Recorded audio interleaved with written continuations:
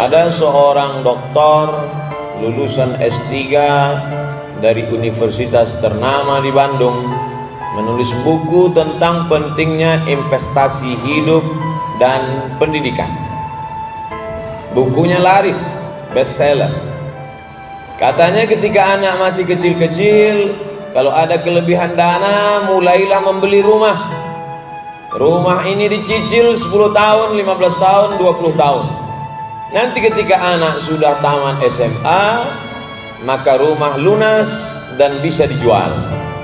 Setelah rumah dijual, bisa dipakai untuk dua.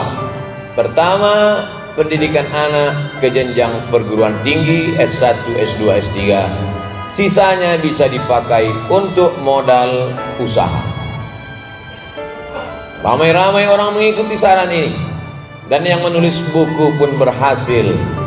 Anak yang pertama sudah lulus di Amerika dengan predikat cum laude, sarjana terbaik, bahasa Inggrisnya mantap, dan diterima bekerja di luar negeri. Anak kedua begitu juga, baru saja diterima dengan karir yang memuaskan hati orang tua. Anak paling kecil masih dalam proses pendidikan. Kemana kemari seminar menceritakan tentang keberhasilan, rumah megah, mobil mewah, jalan-jalan ke luar negeri, hidup nyaman, tentram dan damai. Tapi rupanya Allah Subhanahu wa ta'ala ingin menyentuh yang selama ini belum tersentuh. Ada sesuatu yang tak pernah terpikirkan, tapi Allah berkuasa untuk membuatnya datang dan tiba tanpa diundang. Tanpa terlintas di pikiran, istri pun jatuh sakit. Ketika istri sakit, masuk ke rumah sakit di ruang ICU. Saat itu dihubungilah anak yang pertama. Ibumu dalam keadaan sakit, nak. 9 bulan 10 hari kau dikandungnya. Dengan tetes peluh keringat dan air mata, meregang nyawa kau keluar dari rahimnya. Apa kata si anak? Aku tidak bisa karena ada rapat penting, meeting yang harus dikerjakan. Dan saya tinggal di negara yang sangat disiplin. Aturan tidak membenarkan untuk pulang ke kampung halaman. Anak kedua pun dihubungi. Bagaimana ini ibumu dalam sakit keras?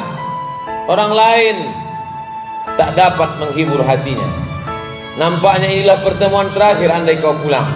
Anak kedua berkata, ayah, aku tidak bisa pulang karena aku baru saja diterima bekerja di perusahaan ternama. Ini masa depanku, ini karirku.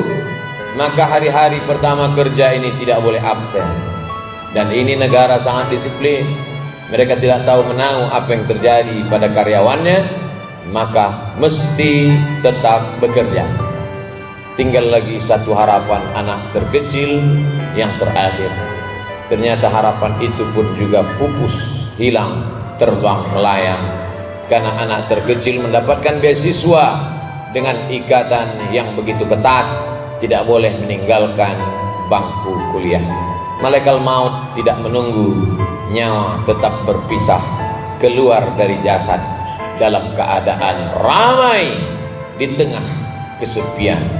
Orang lain banyak datang, tapi anak yang diharapkan membisikkan ke telinga, la ilaha illallah Muhammadur Rasulullah. Anak yang mestinya membacakan ayat-ayat Allah ketika roh akan keluar dari jasad, seperti tebasan pedang di tempat yang sama beratus kali, seperti kambing yang dikuliti hidup-hidup, seperti mata kail pancing yang ditarik dari kulit yang basah, tak dapat meringankan permohonan terakhir sakratul maut.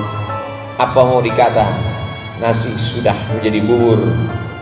Akhirnya jenazah itu dibawa juga ke liang kubur.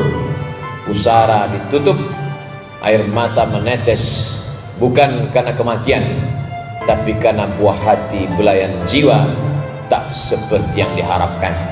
Ternyata kesuksesan belum tentu melahirkan kebahagiaan.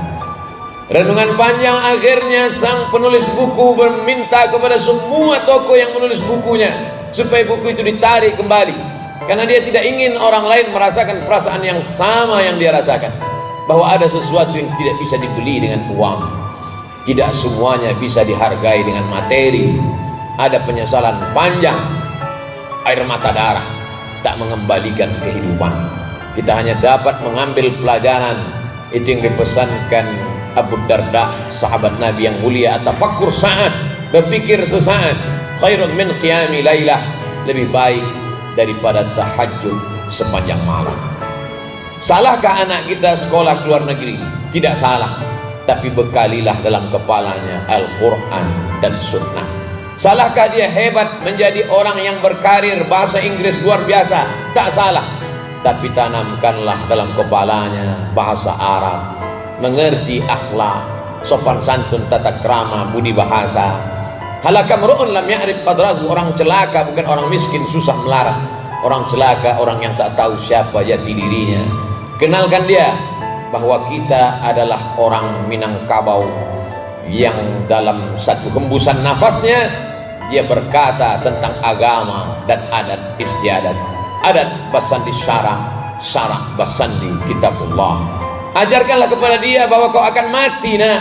Hidup hanya sebagai tempat persinggahan. Panas terik bernaung di bawah kayu yang rindang, sementara matahari condong. Tiba masanya kita akan berlalu. Kalau kapal sudah penuh muatan, maka berlayar tak dapat dielakkan. Sampaikanlah kepada kita bahwa dunia ini bukan tujuan. Sampaikan kepada mereka bahwa kita hanya singgah sejenak. Setelah itu kita akan berlalu ke tempat yang penuh dengan keabadian.